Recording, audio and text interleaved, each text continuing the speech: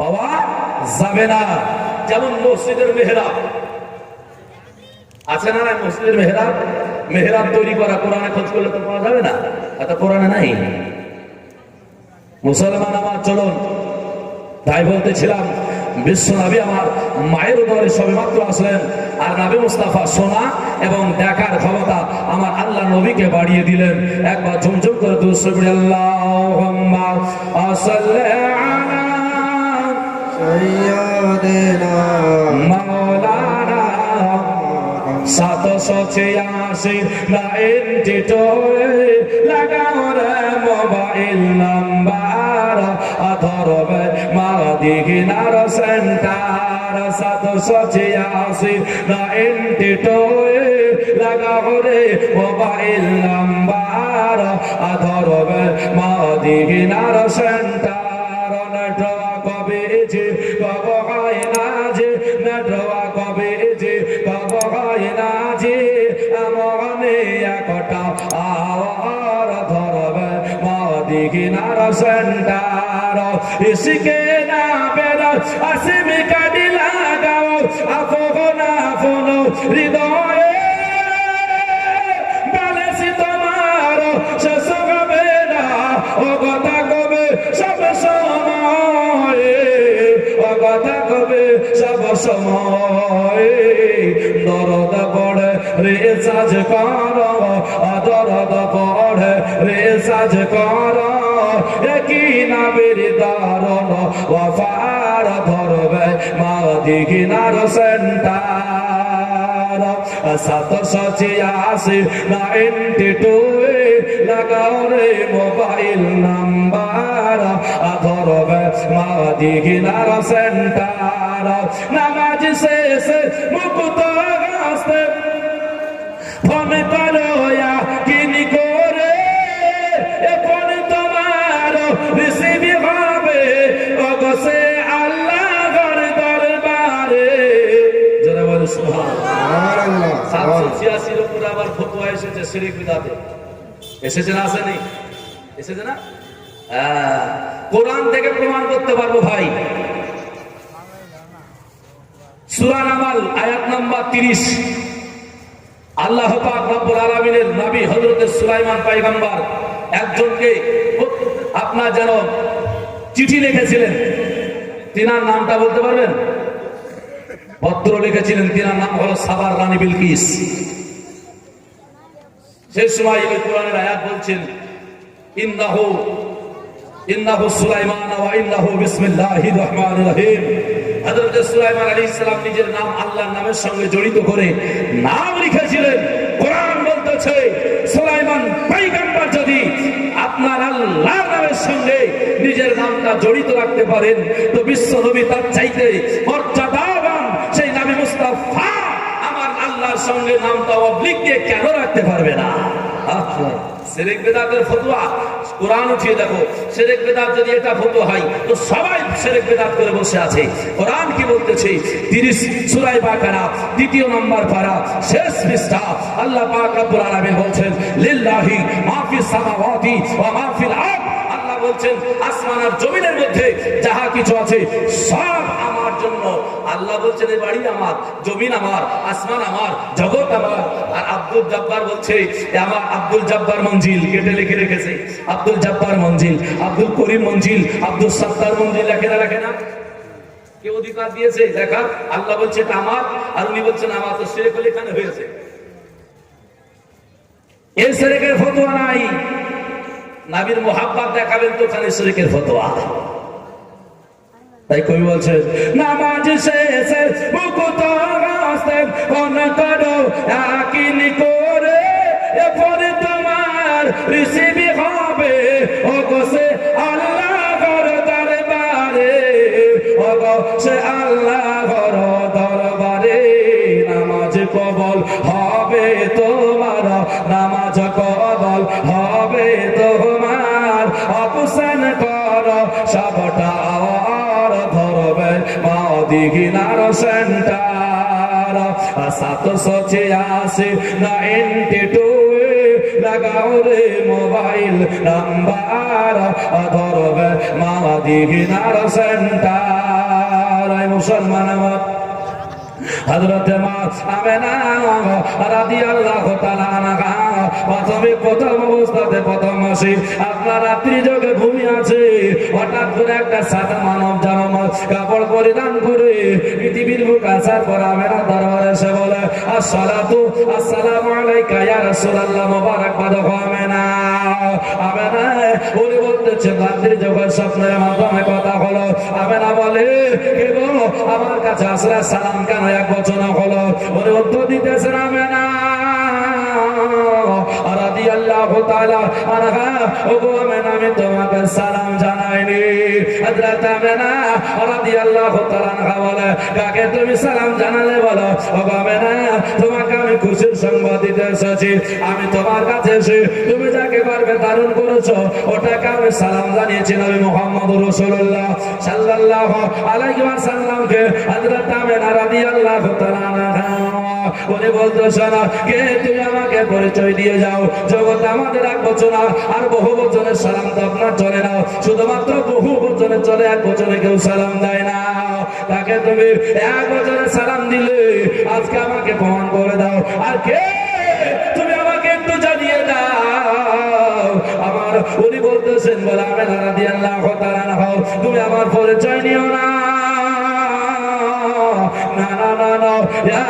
আজকে না দিলে হবে না। এক বছরে কেন আমার কাছে এসে সালাম দেওয়া হলো? সালামটা কাকে দেওয়া হলো? আমার কাছে এসে কাকে সালাম দিলে বলো? সঙ্গে সঙ্গে বারাত না যেন প্রমাণ দিচ্ছে না। আদম সাফিউল্লাহ আল্লাহর নবী আদম পয়গম্বর আমি, উনি বলতেছেন বলাবে না গো আমি তোমাকে সালাম জানাই না। আমি যদি সালাম জানিয়েছি তুমি যাকে পারবে ধারণ করেছো ওটা হলো আমার নবী, ওটা হলো সারা জগতের নবীদের নবী, সারা জগতের মানবকুলের নবী, আর স্বয়ং আল্লাহর নবী নবী মুহাম্মদুর রাসূলুল্লাহ। ওগো আমেনা আমি তোমার বেটাকে সালাম জানিয়েছি। হযরত আদম পয়গম্বরের আকীদা হলো নবী মুস্তাফা মায়ের পেটে থেকে শুনতে পায়, আরে মুসলমান নবীর উম্মত দাবি করে বলে নবী আমার শুনতে পায় না। নবী মদিনায় মরে গিয়েছে, নাউজুবিল্লাহ, মিছিল বের করেছে, বলছে শিরক আর বিদআতে ভরে ফেললাম। নবী তো মরে গিয়েছে, মদিনায় ডুবে গিয়েছে, নাউজুবিল্লাহ। নবী আমার মরে না গো।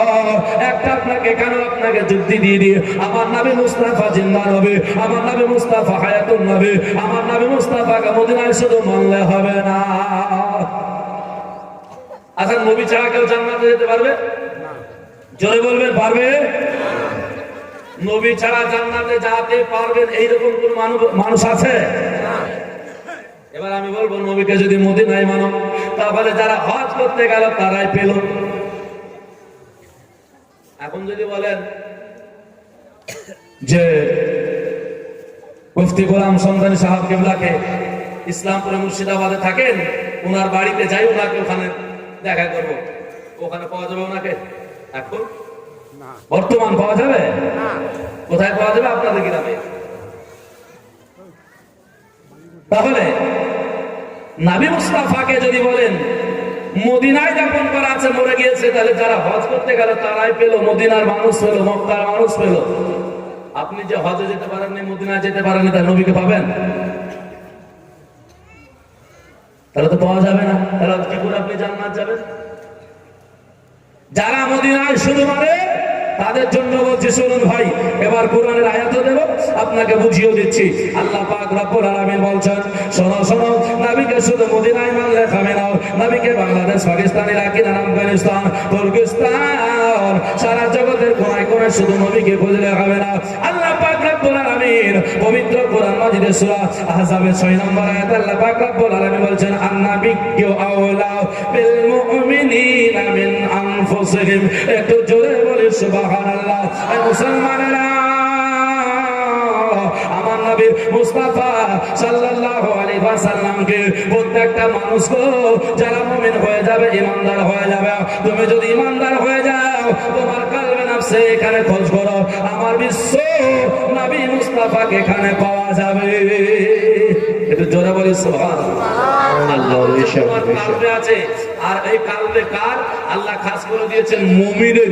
যদি মুমিন হয় তো থাকবে, আর মুমিন যদি না হয় তো রাসূলুল্লাহ থাকবে না। কারণ হলো আপনার মুমিনের জন্য শর্ত যে মুমিন থাকবে আমার বিশ্ব নবী মুস্তাফা মুমিনের কালবে নফসের চাইতে নিকটে। আচ্ছা এই আয়াতটা আরেকটা কি প্রমাণ হয় জানেন? আচ্ছা বলেন, আপনার রূহু জিন্দা অবস্থায় আপনি উপস্থিত। আচ্ছা আপনি এখন তো জিন্দা, রূহুটা আছে আপনার কাছে, তাই তো জিন্দা, তাই না? মানুষ যদি মরে যেত তো আরাম পেয়ে যেত। আমি বলবো আরাম পেয়ে যেত। এক বচনের সালাম বহু বচনের সালামটা বুঝিয়ে দেব। আর মানুষ মরে কি মরে না এটা বুঝিয়ে দিচ্ছি ভাই। মানুষ যদি মরে যেত তাহলে মানুষ আরাম পেয়ে যেত। বলে কেমন করে? এই গ্রামের কোন একদম নিঃশ্বাস বেরিয়ে গিয়েছে, শ্বাস বেরিয়ে গিয়েছে, ওকে চোখে শুয়ে দিয়েছেন, সবাই বলছে মরা। বলছে না? বলছে না? আচ্ছা ও যখন জিন্দা ছিল ওকে সালাম জানিয়েছেন না জানেননি? দুনিয়াতে এখন আমাদের মধ্যে কি লেনদেন? সালাম লেনদেন হলো না? হলো না? এবার আমি ধরুন মরে গেলাম, এবার আমাকে সবাই দেখতে আসলো, আসার পর আমাকে কি সালাম জানাবে? যারা চকিতে শুয়েছে মরা বলেন সালাম জানান। আচ্ছা ওনাকে মাটি দিয়ে এসে তারপর আবার কবরস্থানে গেলে সালাম জানান না? জানান না? তাহলে দুনিয়ায় যখন দেখা হলো, কালাম হলো, কথাবার্তা সালাম কালাম সব হলো, আর শ্বাস বেরিয়ে গেছে তার সালাম কালাম নাই, মানে মরা। আবার কবরে দিয়েছেন তো সালাম কেন? যাকে দেখতে পেলেন খাটলিতে সালাম দিলেন না, আর কবরে মাটির তলে ঢেকে দিয়েছে সালাম দিচ্ছেন। কারণ আল্লাহ বলতেছে মরে শেষ নয়, আবার ওকে আমি জীবিত করবো, ও জিন্দা থাকবে। জোরে বলে সুবহানাল্লাহ। মুসলমান আমার ভাইয়েরা, এর জন্য অনেকে আপনার জানা প্রশ্ন করে বসে আমার বিশ্ব নবীকে এখানে আছে নাকি, নবী উপস্থিত আছে নাকি, নবীকে দেখা যাচ্ছে নাকি, তাই সালাম জানাবো। হযরত আদম পয়গম্বর আলাইহিস সালাতু ওয়াস তাসলিম আপনার জানা বলতেছেন, বলা আমার মা আমেনার গর্ভে যখন আমি সালাম দিয়েছি, আমার বিশ্ব নবী সালামের উত্তরখানা দিয়ে দিয়েছে। সালাম দেওয়ার জন্য দেখা শর্ত নয় গো, সালাম দেওয়ার জন্য উপস্থিত শর্ত নয়। আর যদি দেখা শর্ত হতো আর উপস্থিত যদি শর্ত হয়ে যেত, তাহলে আপনাকে বলবো আপনার হাজী সাহেবরা যারা হজ করতে এসে গিয়েছেন, হজ করার সময় 7টা পাথর মেরেছেন। মেরেছেন না? কাকে 7টা পাথর মেরেছেন? শয়তান ঝোলানো আছে। আমি এখান থেকে পাথর তুলছি আর এখানে করে লাইটে মারছি। আমি লাইটে মারছি আর বলছি কাকে? যে বলে লাইটে মারছি, লাইটে মারছি। তো দেখছি মারছি, ঠিক আছে, লাইট নাই, ফাঁকা জায়গায় ফুটাতে মারছি, বাসে মারছি, বলছি লাইটে মারছি, হবে? নিশানি বানানো আছে, হাজী সাহেব তৃপ্তি সহকারে আরাম করে ফাঁকা জায়গা পেয়েছে, 7টা পাথর তুই খুব জোরে মারছে, শক্তি নাই তো, যা শক্তি আছে এত জোরে মারছে। আর বাড়িতে এসে বলছে ওরে বাপরা পুলিশ না, যা আরাম করে বেরিয়েছি রে। বলে কাকে? বলে শয়তানকে। আমি বলছি শয়তানকে দেখতে পেয়েছেন? বলে শয়তানকে কি দেখা যায়? শয়তানকে দেখতে পেলে না তো মারলেন কি করে?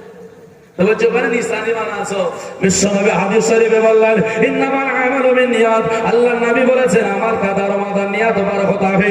এ মুসলমানেরা, আপনি যেটা আমল করবেন ওটা নিয়াতের প্রতি ভরসা করে। যদি এটা আপনি বলবেন, বলে ওটা নিশানি বানানো হয়েছে, আপনার যে আমল নিয়াত আপনার যে শয়তানকে মারা হতেছে, এতে যদি শয়তানকে লাগে গো, আমার বিশ্ব নবী মদিনাতুল মুনাওয়ারায় রওজা মুবারক আছে, এখানে দাঁড়িয়ে যদি সালাম দেওয়া হয় আমার নবী মুস্তাফাকে শুনতে পাবে না। সুবহানাল্লাহ। কে বুঝাবে? এখন বুঝলে তো। মুসলমান ভাইরা, রাজার বেটা লেখাপড়া করে না, মোবাইল টিপে। রাজার বেটা শিক্ষা অর্জন করছে না, মাস্টার কত আনা হলো শিখলো না। আর একজন এসে বলছে রাজা আপনার বেটাকে শেখাবোই। বলে দেও, 4 টাকা লাগে দিব। 4 টাকা লাগে শিক্ষা দিতে। বাগানে বেরিয়েছে, বলছে এটা কিসের গাছ রে? বলে আমের গাছ। কটা? বলে 2টা। আর একটা কাঁঠালের গাছ আছে। বলছে এটা কিসের গাছ? তো বলে কাঁঠালের। কটা? বলে 1টা। তাহলে ওই 2টার 1টা কি হলো? ও তখন বলছে ও অঙ্ক শিখাছো, শিখবো না। এত বলার পরে, কোরআনের আয়াত দেওয়ার পরে যুক্তি হাদিস দেওয়ার পরে আবার যদি বলে নবী মরা তাহলে হবে না। নবীকে আমার মতো যদি বলে জেনে রাখতে হবে ও আপনার যেন কিরা খেয়ে নিয়েছে, কসম করে নিয়েছে। আমাকে যতই বলুক না কেন আমি শিখবো না, আমি ওই দিকে লক্ষ্য করবো না। কারণ আমাদের সমাজ এমন ভাবে খারাপ হয়েছে, যাই হোক না কেন ভাবছি ভাই আমার মাত্র আপনার যেন প্রথম মাসে বিশ্ব নবী সাল্লাল্লাহু তাআলা আলাইহি ওয়াসাল্লাম আমার নবী মুস্তাফাকে আপনার যেন নিয়া আপনার যেন আমি না করবে নিয়েছেন। হযরত আদম পয়গম্বর চলে গেলেন, পরিচয় হয়ে গেল। দ্বিতীয় দিনে দ্বিতীয় মাসে একজন নবী আসলেন লূত পয়গম্বর আলাইহিস সালাম, ওনার সঙ্গে আপনার যেন সালাম কালাম হলো। হযরত আমিনা রাদিয়াল্লাহু তাআলা আনহা উনি বলতেছেন বলে কে গো আবার কে এসেছো? উনি আপনার যারা পরিচয় দিলেন, দেওয়ার পরে বলেন তো সালাম এক বচনে হবে তো বহু বচনে কেন? উনি বলতেছেন ও আমিনা তোমাকে সালাম দেওয়া হয়নি, তুমি যাকে গর্ভে ধারণ করেছো নবী মুহাম্মদ রাসূলুল্লাহকে আমি সালাম জানিয়েছি। এ আমার বাংলার মানুষেরা, এ আমার গ্রামের মানুষেরা, আশেপাশে যারা উপস্থিত যারা শুনতেছেন, একটা প্রশ্ন করবো আপনাকে উত্তর দিতে হবে ভাইরা। রাস্তায় যখন সালাম দেন আর 5 ওয়াক্ত নামাজে সালাম দেন তো কাকে সালাম দেন? 5 ওয়াক্ত আসসালামু আলাইকুম ওয়া রাহমাতুল্লাহ এমন এমন নামাজে আছে, আমার উত্তর দিকে আর দক্ষিণ দিকে যা আছে সব দেখে নিলেন, তাই না? সব দেখা যায়। সালাম কাকে দিচ্ছেন ফাঁকা ময়দানে? সালাম দিতে হলে তো কাউকে লাগবে। কাকা আপনি সালাম দিলেন 1 নাম্বার আর 2 নাম্বার রাস্তায় আমি একাই দাঁড়িয়ে আছি, আপনি সালাম দিলেন আসসালামু আলাইকুম। 1 বছর না বহু বছর? বহু বছরে না শুনেছেন, তবু আপনি আমাকে বলতেছি পরে বহু বছরের সালাম কেন হলো? আর নবী মুস্তাফাকে 1 বছরে কেন সালাম হলো? কারণ হলো একটাই, আমার কাছে কেরামান কাতেবিন আছে, এর জন্য আমাদের বহু বছরের সালাম দেওয়া হয়। আর নবী মুস্তাফার দরবারে আপনার কেরামান কাতেবিন লাগে না, নবীর কাছে আপনার যেন গুনাহ লেখার জন্য কোনো ফেরেশতা লাগে না। কারণ হলো বিশ্ব নবী আমার গুনাহ থেকে হলো মাসুম, পবিত্র, পাক। এর জন্য নবীকে 1 বছরে সালাম দিতে হয়। আর আমাদের একে অপরে বহু বছর, আমাদের সঙ্গে কেরামান আর কাতেবিন আছে, বহু বছরের সালাম আমাদের মধ্যে আছে। জোরে বলে সুবহানাল্লাহ। মুআজ্জাজ সামাইনা হযরত সংক্ষিপ্ত আকারে আপনার দ্বিতীয় মাস হয়ে গেল। দ্বিতীয় মাস আর একজন নবী আসলেন নূহ পয়গম্বর আলাইহিস সালাম।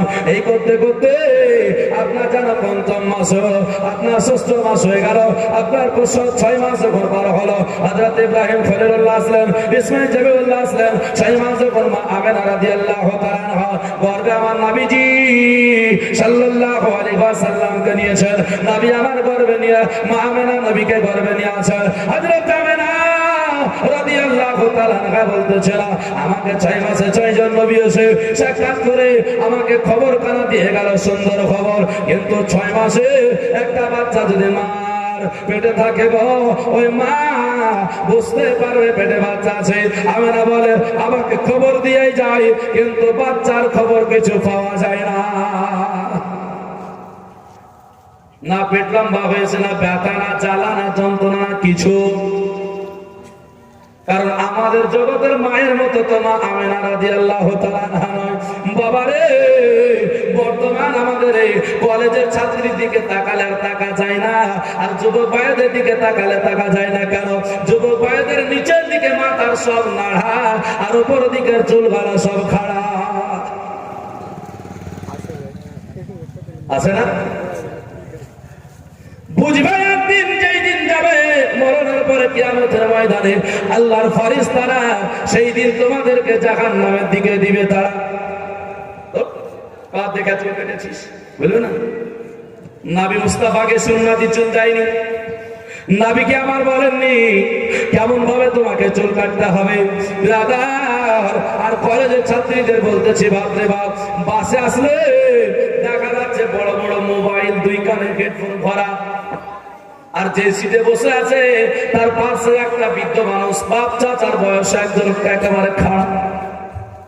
লজ্জায় বুঝতে পারছে না, পারবে বলে আমার মেয়ের বয়সে কেন বলছি জানেন? আর হাতের দিকে তাকাচ্ছি, ওরে বাপ রে বাপ, এই দিকে তাকালে আর হাত মনে হচ্ছে না, এইদিকে একবারে বাঘের ছাপ, তাই না? কেন জানেন?